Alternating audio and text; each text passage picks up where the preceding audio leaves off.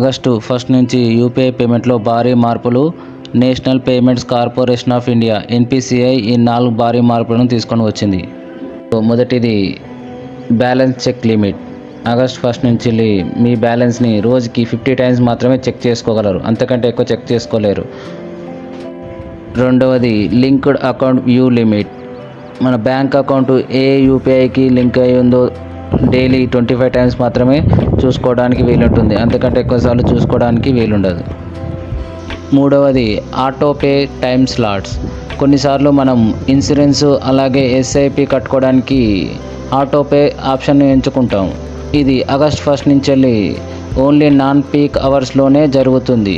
అది before 10 AM అలాగే between 1 to 2 PM after 9:30 మాత్రమే మనకు ఆటోపే అనేది జరుగుతుంది.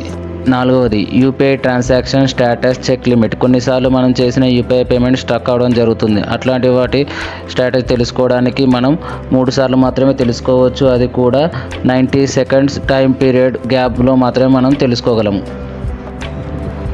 ఇలాంటి యూజ్ఫుల్ కంటెంట్ కోసం ఛానల్ని లైక్ చేయండి, షేర్ చేయండి, అలాగే సబ్స్క్రైబ్ చేయండి. Thank you.